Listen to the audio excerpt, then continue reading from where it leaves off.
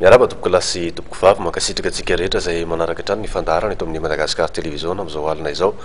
dia manasa atsika hiaraka misampana fampahalalam-baovao atao anatin'ity fandarana l'actualité ity. Fandarana l'actualité sehatra anehoana hevitra mahakasika ireo atao hoe vaovao nisongadina, toetra raha tena nisongadina tao anatin'ny herinandro vitsivitsy izay nolalovantsika amin'ity alina ity dia ny antoko politika ziva no vahiny aneho hevitra atao anatin'ny fandarana hiaraka amintsika atao anatin'ny l'actualité ary dia ny filohan'izany atoko zany ny dokotera Vontsora Faralay Malala no vahiny tafatafa sy resadresaka miaraka amiko eto raha tsika any amin'ny tokantrano any. Dokotera miarabanao ary dia sotranao tonga eto amin'ny fandarana zao ihany koa tsika vao mifankahita amin'ity taona ity dia miarabanao tratry ny taona aloha. Misotranao amin'ny fampiarabana ary miaraba ny MATV, miaraba ny mpieno rehetra manerana an'izao tontolo zao satria efa manerana an'izao tontolo zao nareo zao. Eny ary dokotera, eto am-piandohana angamba ny PDB ny zavatra nitranga tao anatin'ny raharaham-pirenena tao anatin'izay fotoana tsy niaonana sy tsy niakaranao teto amin'ny sehatra faneho-kevitra tao amin'ny MATV zay. Tsy teny zay hoe tsara na ratsy le fivoarana fa nisy aloha ny fivoarana fa samy manana maso hijerevana azy na ny olon-tsotra na ianareo mpanao politika izay misehatra ao anatin'ny resaka politika io. Totika manokana amin'ny antoko ziva satria ianareo neto ahoana ny fomba fijery ny antoko ziva an'izay fivoaran'ny toetra raha-pirenena tsika izay ny fanendrena prime ministre, ny fifandraisan'ny androm-panjakana eto Madagasikara sy ireo atao hoe fiovana tao anatin'ny volana ray sy tapany izay nidirantsika tamin'ity taona 2024 ity. Solomaso manahoana ny fomba ahitany ziva an'izay raha-pirenena eto Madagasikara izay? Ny ziva dia manana fijery, tsy fijery maimaika fa fijery efa nifototra hatramin'izay raha ny raha-pirenena no jerena. Raha izao vokatra hita eto amin'ny firenena ny zavatra mifamahofao amin'izao fotoana izao raha ivolana mahery nipetrahan'ny gouvernemanta vaovao dia tsy zava-baovao fa zavatra nateraky ny tantara ihany, nateraky ny zavatra efa nisy teto amin'ity firenena ity nandritry ny taona vitsivitsy izay ary zany zavatra zany dia mipetraka eo amin'ny lalam-panorenana. Ny firenena anankiray dia mipetraka eo amin'ny lalam-panorenana. Raha misy ny savorovoroky ilatona amin'izao fotoana izao dia vokatra io lalam-panorenana io ihany. Io lalam-panorenana io manahirana ny mpitondra ary tsy mahafa-po ny mpanolotra ihany koa. Ka izany aminay ziva efa teo amin'ny fanamboarana azy mihitsy ny lalam-panorenana io no naovanay hoe tsia ka tsy mahagaga raha tonga amin'izao toerana izao itsika. Mitazona ny hevitrareo zany nareo amin'ny ziva amin'izao hoe tsy mahomby ary tsy mampandeha ny raharaha eto amin'ny fitantanana firenena ny lalam-panorenana misy amin'izao fotoana izao. Zahay ziva niaraka tamin'ny otrikafo dia nanao tsia tamin'ny 14 nanaovana ny fifidianana lalam-panorenana ary rehefa niatra io lalam-panorenana io raha nametraka fanantenana betsaka tamin'ny fitondrana fidim-bahoaka ny vahoaka dia io lalam-panorenana io amin'izao fotoana izao no mahatonga fandisom-panantenana ho an'ny vahoaka ary tsy izahay ziva sy tsy izahay otrikafo irery antsony amin'izao fotoana izao no miantsoantso hoe soloa io lalam-panorenana io, soloa io lalam-panorenana io fa tsy ahafahantsika mandroso haingana satria ny firenena dia mila mandroso haingana rehefa voafidy ny filoham-pirenena. Fanantenana betsaka no napetraka tamin'ny filoha voafidim-bahoaka, na iza voafidim-bahoaka teo, na iza voafidim-bahoaka teo dia fanantenana no tao am-pony vahoaka hoe niverina amin'ny ordre constitutionnel ny firenena ho avy ny mpamatsy vola, ho avy ny namana avy an'ny dilam-bato, ny mpitondra koa afaka hikaroka ampandrosona ny firenena. Tsy izany anefa zava-misy amin'izao fotoana izao fa voafatipatotra le mpitondra. Ahoana ny fanazavanareo an'izay voafatipatotra izay raha ny zavatra misy? Miteny ianao hoe ohatrany tsy ahafahana mandeha haingana araka ny tokony ho izy. Zava-misy hatramin'ny alan'ny filoham-pirenena zao fanondroany ny prime ministre mipetraka eo, mipetraka amin'ny prime ministre io mipetraka ny gouvernement ady hevitra mipetraka ary isan'ny angatahany hevitrareo mikasika ny fanendrena prime ministre. Nitovy ny ady hevitra mifanapifandrivotra ny mpanao politika tamin'ny fomba fanendrena an'Andriamatoa prime ministre ny dokotera Coly Roger sy ny fomba nanendrena ny prime ministre amin'izao fotoana izao ny generaly izay prime ministre amperinasa amin'ity gouvernement manara Jean Ravelinarivo. mitovy ary tsy maintsy zay ihany ny lalana satria le régime parlementaire zany hoe ny parlement no manolotra premier ministre ary ny filohan'ny république de mamoaka lalana fotsiny hoe izy ny premier ministre ao amin'ny atenimera nefa ao amin'ny assemblée tsisy majorité tsisy mazava hoe itsy ny majorité na iry ny majorité ahoana ny afahana milaza fa tsisy zay satria ny lalam-panorenana nge mamaritra mazava ny am'izay tsona hoe vondrona manana maro anisy zay tsy tokony ho fantatra ve zany hoe miainga tany amin'ny fifidianana sy fampelezan-kevitra zay nametrahana nandaniana solombavam-bahoaka ny fisina maradalana ny vondrona politika zay nanolotra azy ary zay vondrona manana maro anisy am'izay araka ny voalazany lalam-panorenana ahoana ny ilazana zany dokotera araka ny filazanao teo hoe manjavozavo ny atao hoe maro anisy ao sa lay fomba famaky an'lay voalazany lalàna mihitsy ny hoe azo roitina de rehefa tiana atao hoe manjavozavo izy de manjavozavo na rehefa tiana atao hoe mazava izy de mazava ny lalàna aloha de tokany tsisy hoe manjavozavo na tsy manjavozavo fa majorité raha ny miseho any amin'ny firenena hafa any tsy ela koa reny zay tao Grèce nisy majorité nyvoaka avy eo amin'ny fifidianana fa tsy absolu zany hoe tsy nahazo maro anisa tanteraka izy dia nangataka tamindreo namana izy hoe apio zay au majorité absolue tanao tao Grèce tao Italie tsisy nahazo hoe tena avy hatrany de atokoray nandresy fa misy majorité de io majorité io no niatso namana manamboatra gouvernement ahazo ny fitondrana raha ny tena izy de zay no izy fa raha neto amitsika fa teto amitsika dia navadibadika le resaka hoe zay maro anisy tsy zay no fipetrany fa zay nahazo vaty be indrindra no manangana gouvernement de io indrindra moa tsy ny olana miteraka adihevitra avy amin'ny fironana misy ny filoham-pirenena zay mametraka hoe vondrona parlementaire ASVM tao anaty fifidianana isika rehetra de miara mahafantatra ary fotsiely zany fa zavatra voainga nazo foazana tsara ny tahiry rehetrarehetra sy ny tantara fa tsy nisy ny rotsaka tamina anarana hoe vondrona politika ASVM teto Madagasikara na ny filoham-pirenena am'izao fotoana zao de tsy mbola nisy ny atoko ASVM tamin'ny fotoana analany azy fa ny vondrona mapara no nanosika azy avy eo an-damosina io ma tsy no miteraka ny adihevitra dokotera hoe iza manana amin'ny maro anisa nahoana no izay mifanaraka amin'ny firiany eo amin'ny fitondrana ny voatendry ary nahoana ny fietsika izay atsehoan'ny fitsarana avy momba ny lalam-panorenana eo anatrehan'ilay fitakinany hoe fanazavana amin'ny mifanaraka na tsy mifanaraka amin'ny lalam-panorenana an'izay fomba fifidianana sy fanendrena ny premier ministre zay fomba fanendrenan'ny premier ministre aloha de zao hoe zay efa nilazaina teo zay tsy miala am'izay ny fanendrenan'ny premier ministre ary zay ny lazana efa tsy mety io lalam-panorenana satria tsy ahafahan'ny filoham-pirenena manendry izay tiany fa voatery anaraka groupe parlementaire ny filoham-pirenena izy no mbola tsy fetezan'io lalam-panorenana io ihany taiza no misy régime parlementaire ka lay filoham-pirenena tokony miaraka amin'ny déposition de candidature ny hoe manana candidat député manerana amin'ny Madagasikara izy tokony manana an'izany izy fa le lalam-panorenana tsy milaza an'izany mihitsy reo telopolo mahery safiry ny filoha nilatsaka filoham-pirenena teo régime parlementaire tsy manana député tsy nandatsaka député akory ny sasany zany anie de tena zavatra mikorotana zany zavatra zany mikorotana zany ahoana moa no ny filoham-pirenena maparana nandatsaka azy maparana nandatsaka azy nanoana azy raha araka ny fahitany vahoaka azy de maparana no nanoana azy teo kanefany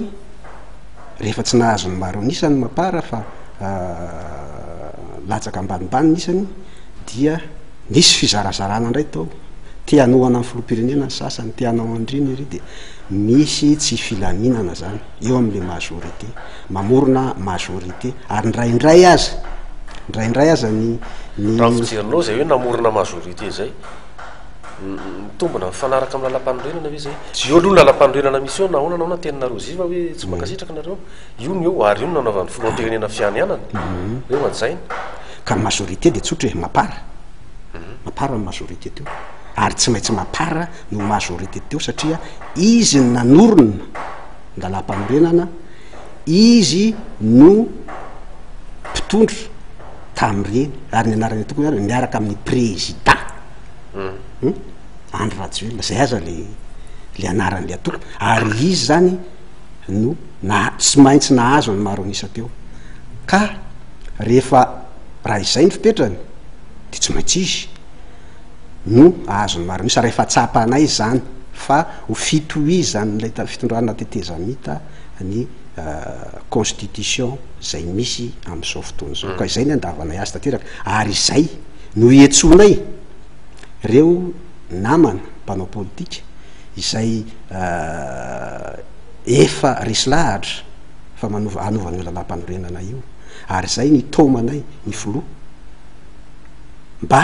anova anio lalam-panorenana io mba ahazahoana mampandrosoaingana ny firenena fa raha am'izao fotoana zao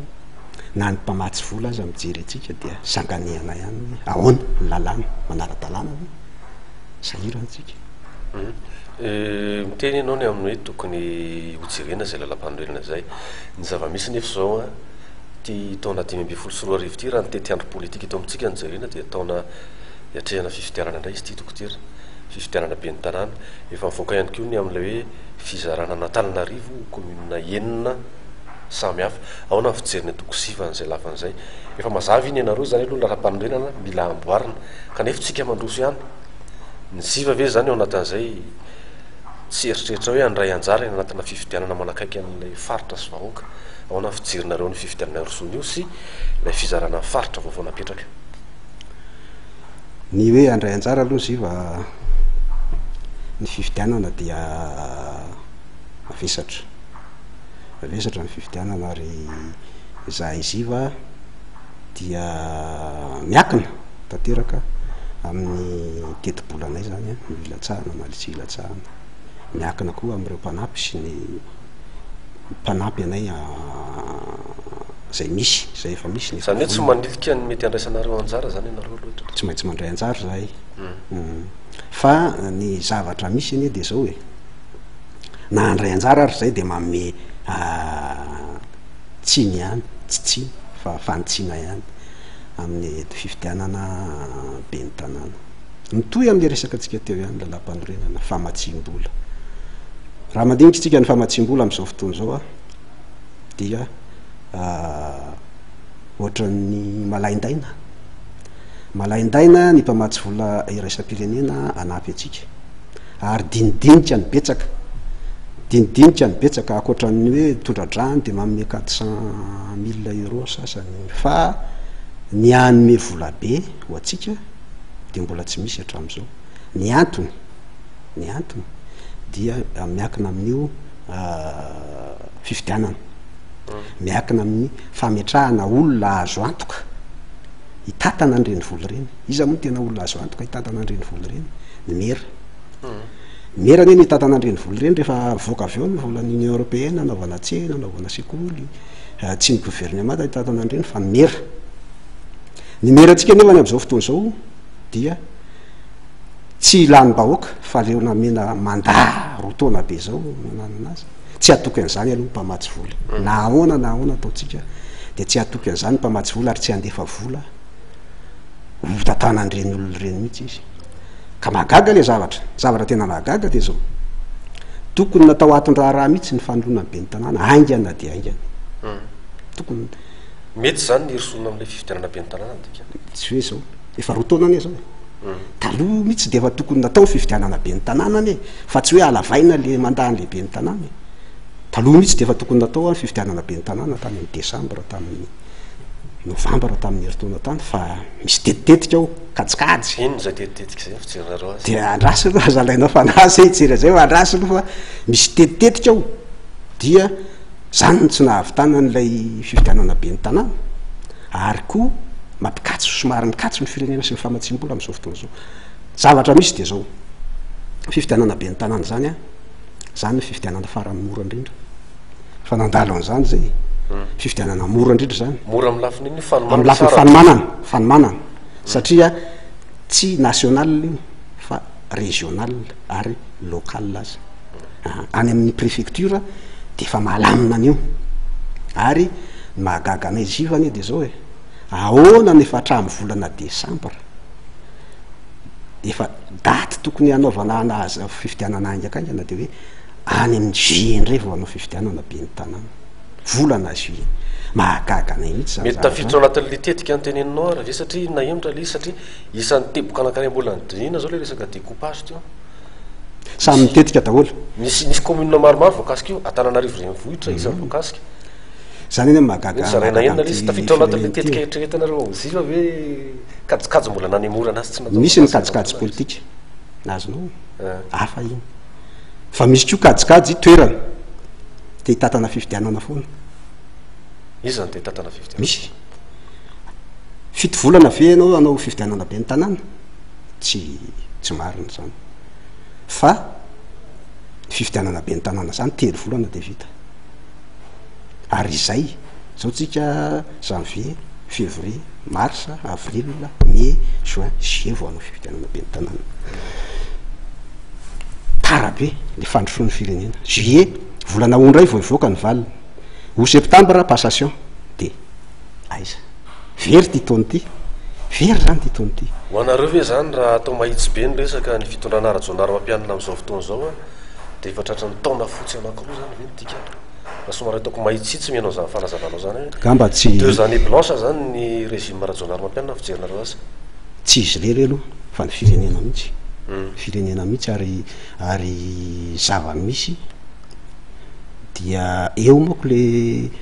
misy ihany ny fahazarana hoe olom-bofidy de manao anitsy zay vao lasa filoam-pirenena fa ho anay efa nanao be ny tanàna zany de mizara telo mazava tsara ny mandat efatra voalohany indrindra falifaly miaraka amin'ny vahoaka voalany aloha de mifaly manao vary anareo mifidy anareo mifidy avy eo dia mitsapoka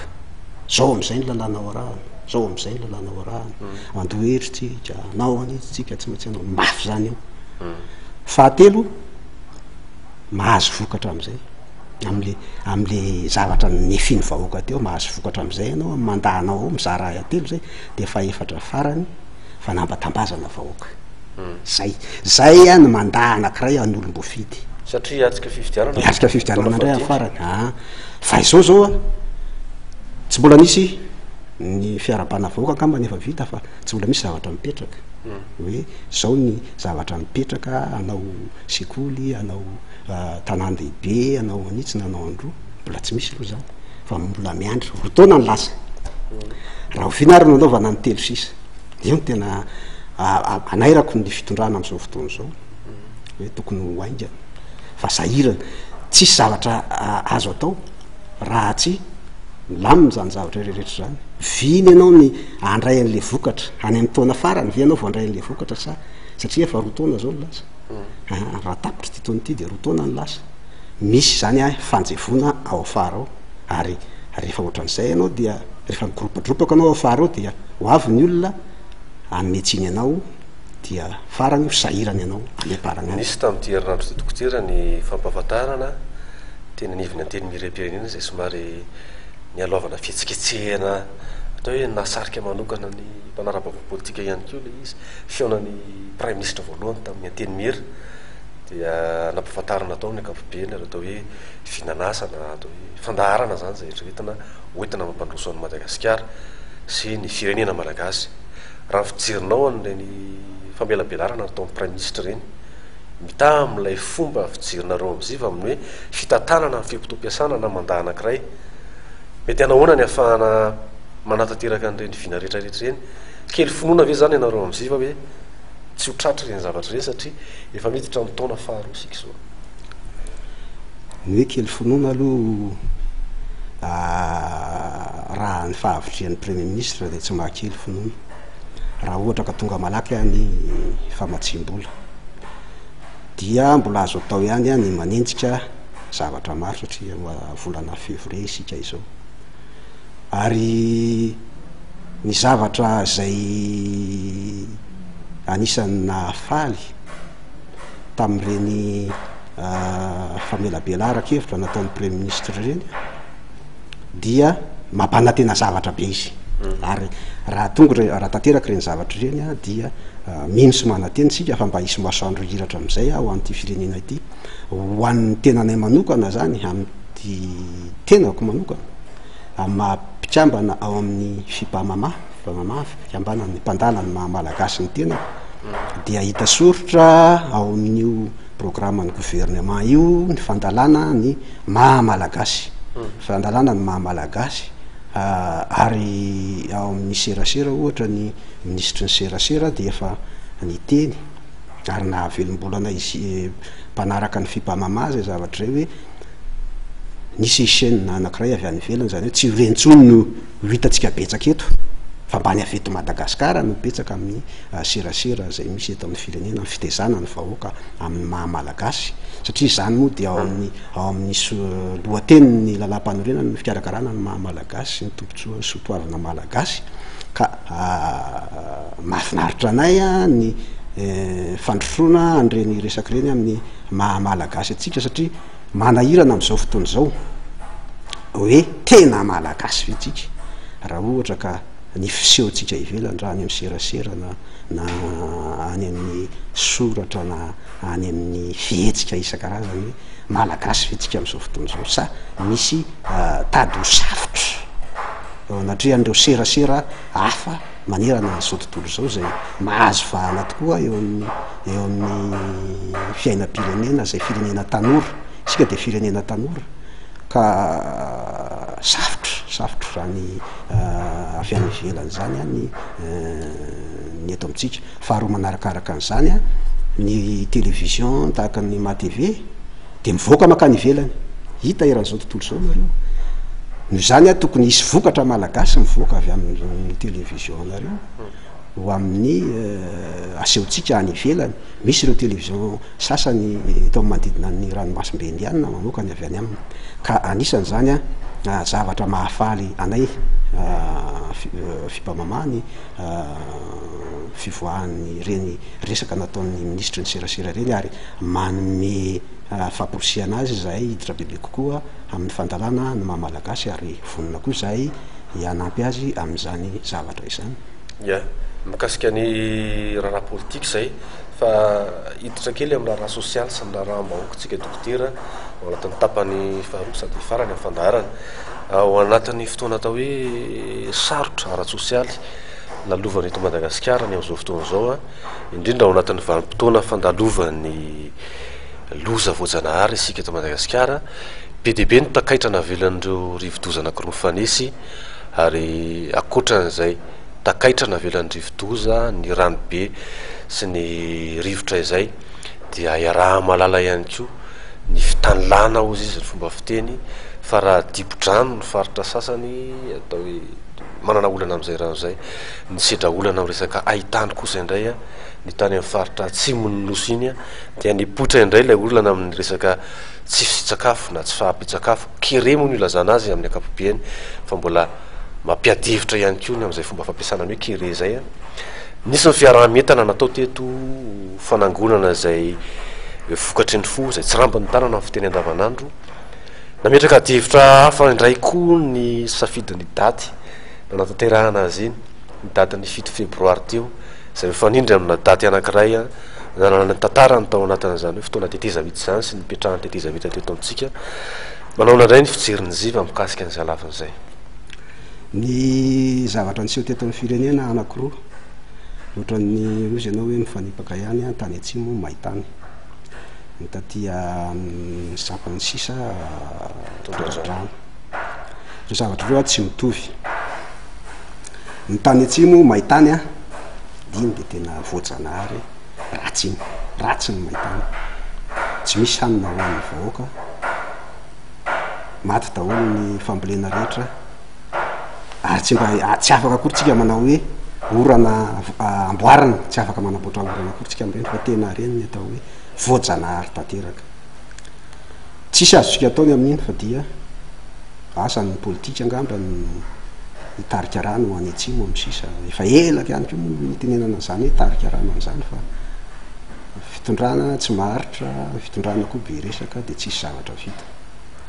zavatra faharoa ndray a de ny tondradrano. Ny tondradrano dia maro ny faritra vo teto amin'ny firenena ary anisan'izany Antananarivo. Raha ny tena marina zany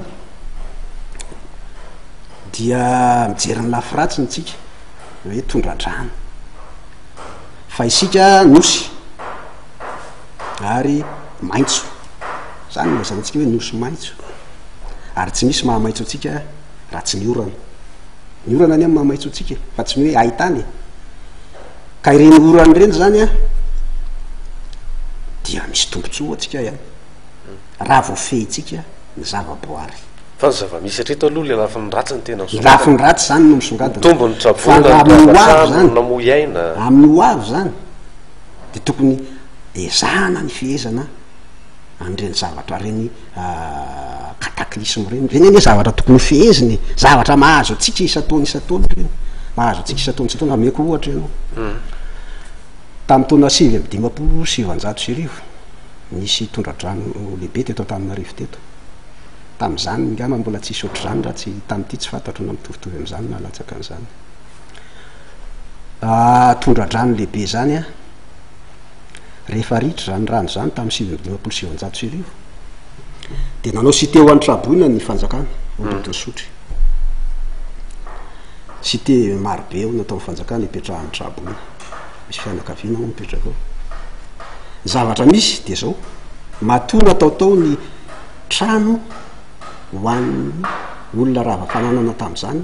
de toerana maina tao, maina tao ary napozina fa tsy akaran'ny rano intsony mandrakizay matoa nataotao ny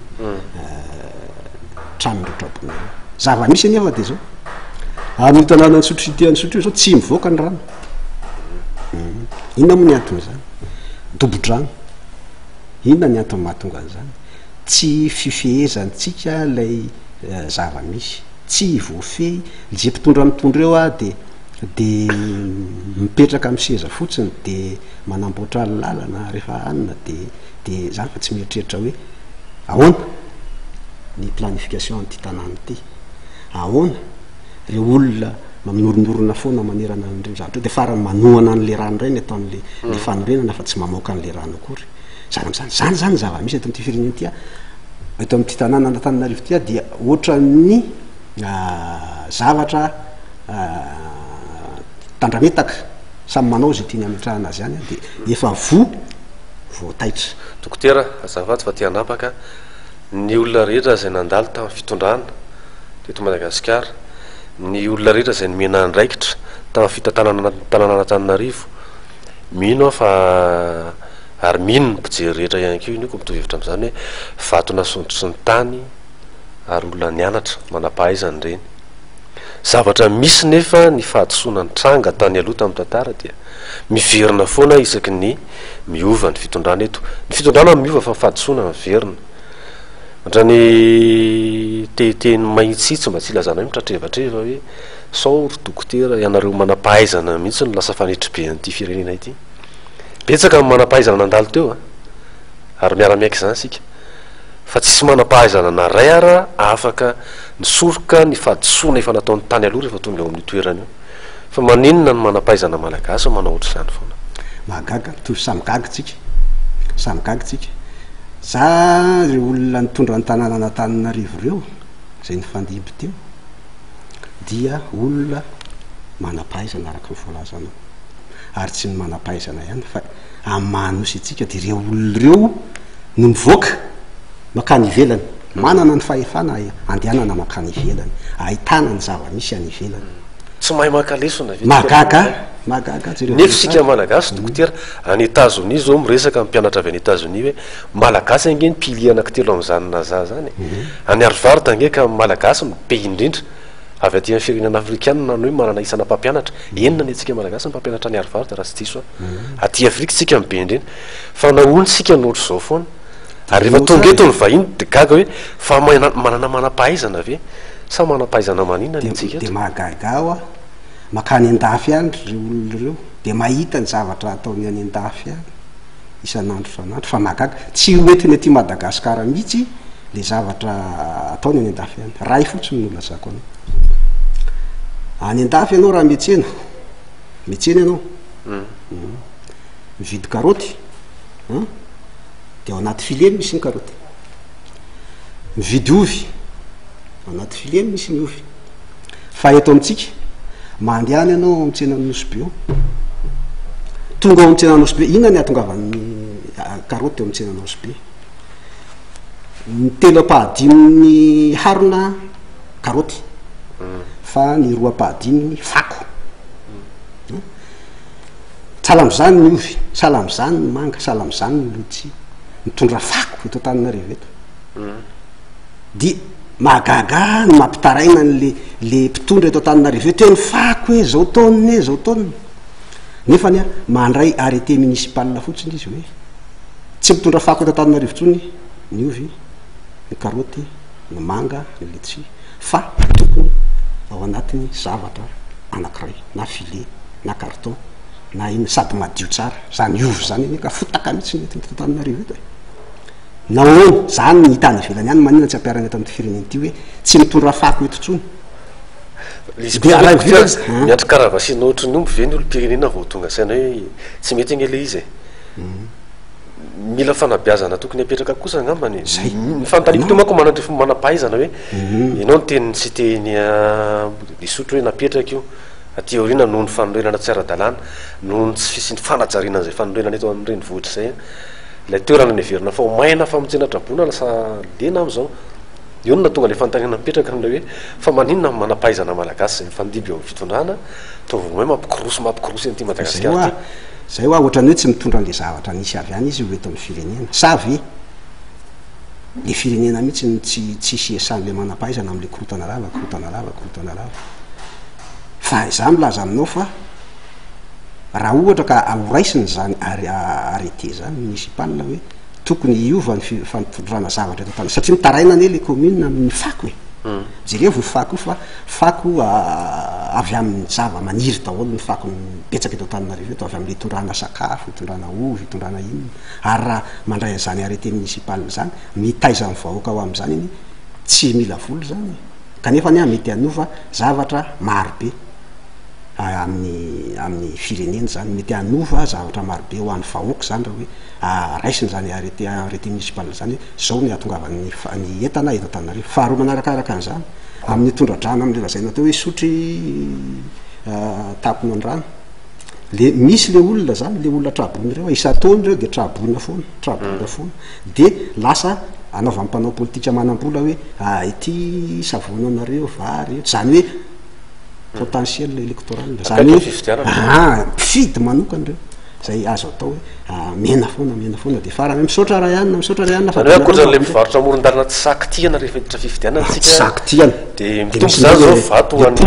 polona anankiray iry anaty rano sabona zany mivarotra amoron-dalana zao tsy azoko tiana tsy maintsy misy polona anankiray keo zay miandry tambatabazanareo mpanao politika satria dokotera mety latsaka mpanao politika. Fa